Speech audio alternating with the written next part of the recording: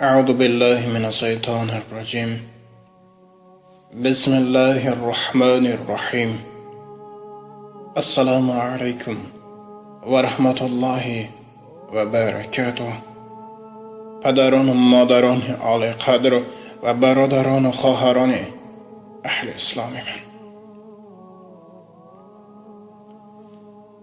بنده امروز خواستم برای شمایان یک قصه درباره روزگار پیامبر کل مؤمنان محمد مصطفی صلی الله علیه و سلم نقل نمایم. پیغمبر مؤمنان محمد مصطفی صلی الله علیه و سلم به ابو دردا نگاه کرده گفتند: آیا میخواهی که دلت نرم و مهربان شود؟ زیرا رحم و شفقت انسان را به جنت میبرد. آیا میخواهی که دعایت مقبول و مستجاب شود؟ آیا میخواهی که به مقصدت برسی؟ ابو دردا گفت: بله یا رسول الله. پیغمبر به ابو دردا 3 مرتبه گفتند: با یتیمان رحم دل باش، با یتیمان رحم دل باش، با یتیمان رحم دل باش. عذاب هر یک درد را اون شخصی که به این درد دچار شد میداند و عذاب هر یک یتیم را اون شخصی که در یتیمی به وی رسید میداند.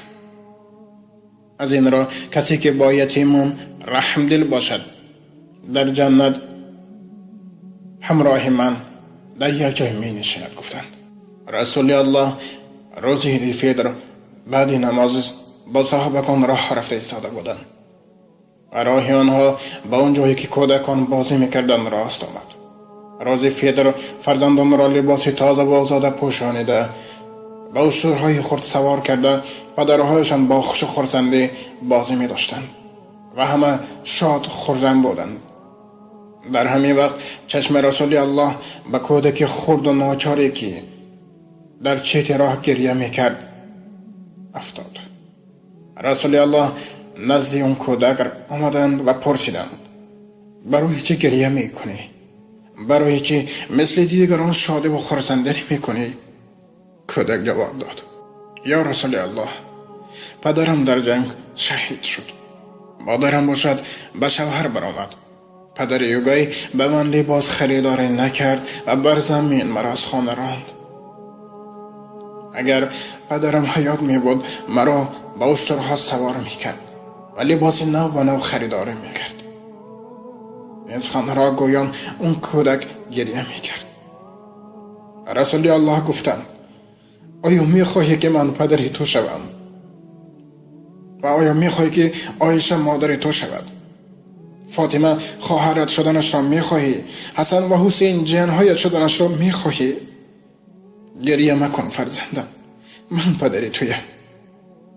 آن کودک: آخر شما اشتر ندارین، شما مرا بر بالای چی سوار میکنین؟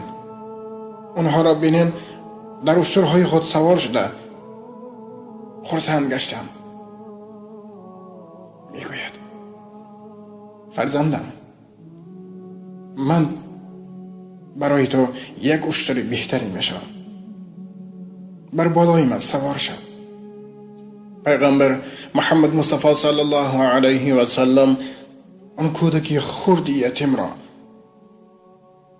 بر بالای خود، یعنی بر پشت خود سوار کرده راهگردی را آغاز کردند و در همین وقت آن کودکی خردسال میگوید: اشترها جنبیده راه میرند اما شما نه. رسول الله بعد شنیدن چنین سخنها جنبیده راه رفتن را ادامه دادند. و باز کودک گفت: اشترهای آنها را بینید.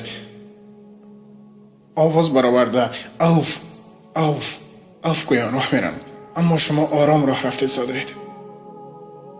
و ناگفته نماند که اوف این کلمه عربی بوده معنایش عذر بخشش را هم دارد. وقتی که رسول الله اوف اوف افگویان راه رفته ایستاده بودند. در همین وقت حضرت جبرائیل علیه السلام به نزد رسول الله آمدند و گفتند یا رسول الله، اگر یک مرتبه دیگر افگویید دنیا را آتش می سوزاند.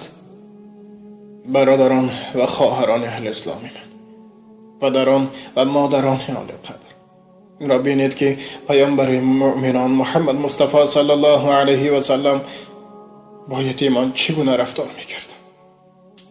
اما امروز ها بسیار شدند که اون با دولت ها، یعنی دولتمندان، وقتی که کودک یتیم را میبینن اونها را دشنام و سخنهای قبیح زده از نزد فرزندان خود دور میکنند و حتی به فرزندانشان فرمان میدهند که با اون شخصانی که پدر و مادر ندارد بازی و خرسندی نکنند. استغفر الله گوید. ای برادران، دانسته مانید که وقتی که شما دل یک یتیم را میآزارید عرش الله تعالی را میلرزانید. وقتی که یتیم گریه میکند عرش الله تبارک و تعالی گریه میکند. پس به حرمت خداوند هوشیار باشین و به قدر انسانیت برسیم. بیایید دست دعا برداریم و بگوییم یا الله،